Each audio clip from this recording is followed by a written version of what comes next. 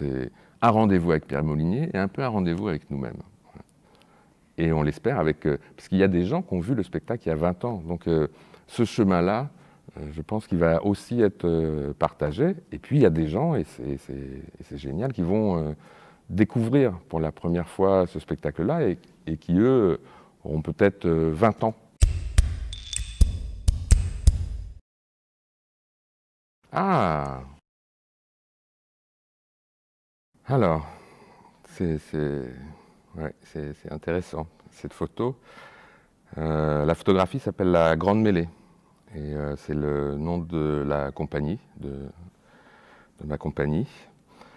Décrire la photo, c'est un peu complexe. Pour aller vite, on va dire que c'est une sorte de partouze cosmique, où on peut voir des corps gainés de bas, des talons hauts, des masques de poupées, des perruques, des porte-jartelles, et tout ça qui s'imbrique dans un joyeux bordel.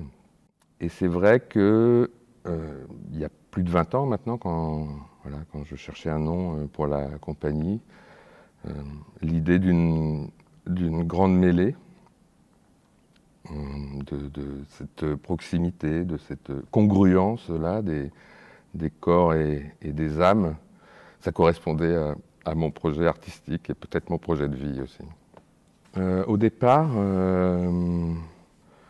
j'ai fait des études d'histoire de l'art et j'ai vu, quand j'étais étudiant, les photographies de Molinier. Et je suis resté assez perplexe, c'est-à-dire que je n'avais jamais vu un travail photographique de cette nature. Au niveau esthétique, c'est quelque chose de très très singulier. C'est du noir et blanc, c'est assez imparfait parce qu'il fait tout lui-même, il rephotographie. Donc on est très loin de la haute définition. Et puis un jour, j'habitais à Paris à l'époque, et je passe devant une librairie et en vitrine, il y avait un livre avec une photographie de Molinier. Voilà, on la reconnaît immédiatement. Et puis, il y avait ce titre, Une vie d'enfer. Donc je ne connaissais rien de ce personnage à part son travail. Et j'ai trouvé le titre formidable, Une vie d'enfer. Et donc c'est une biographie qui a été écrite par Pierre Petit, où alors là j'ai découvert un personnage totalement hors norme. Et j'ai commencé en continuant les recherches, à tomber sur des enregistrements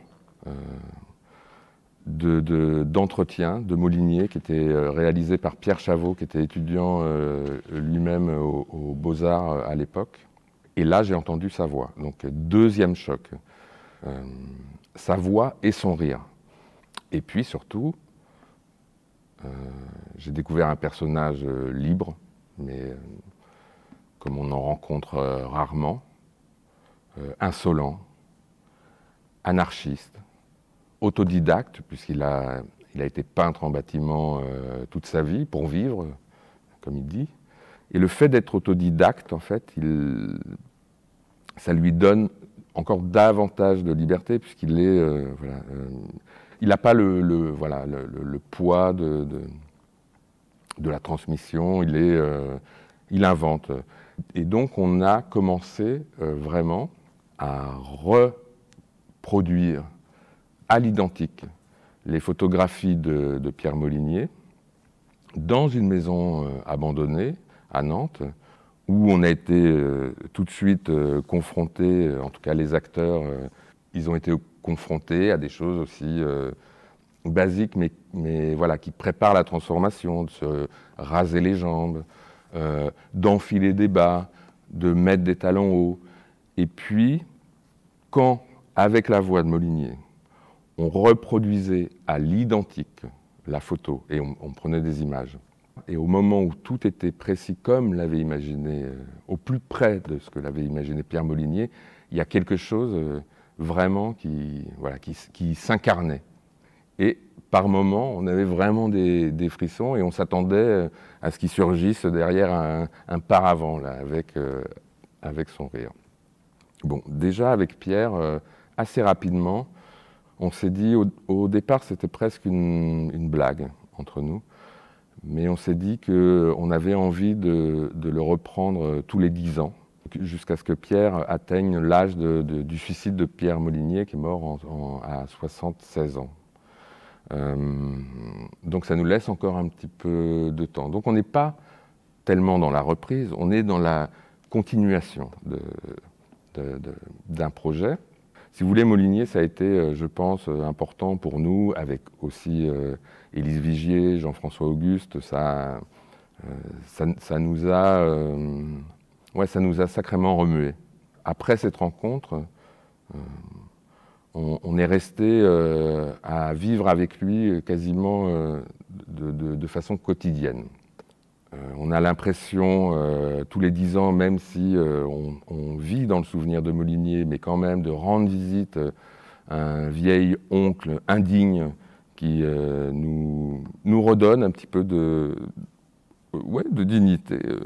Ce qui est très beau aussi, c'est que ça célèbre 20 ans d'amitié entre nous. Si vous voulez, c'est comme, c'est un rendez-vous d'amitié, et puis c'est comme un rendez-vous aussi chacun où on comprend aussi où on en est, nous, par rapport à ces questions profondes. On ne met pas forcément des mots dessus, mais le fait de se retrouver pour retraverser, réinventer ce spectacle-là, c'est un rendez-vous avec Pierre Molinier et un peu un rendez-vous avec nous-mêmes. Et on l'espère parce qu'il y a des gens qui ont vu le spectacle il y a 20 ans. Donc ce chemin-là, je pense qu'il va aussi être partagé. Et puis il y a des gens, et c'est génial, qui vont découvrir pour la première fois ce spectacle-là et qui, eux, auront peut-être 20 ans. Voilà. Donc il y a quelque chose moi en tout cas, qui m'intéresse dans le théâtre, pourquoi on fait du théâtre aussi. C'est une sorte de profession de foi, où il dit que son ambition, c'est de transformer cette terre en un immense bordel. Et je pense que le programme est intéressant, pas toujours facile à suivre, mais ça réveille.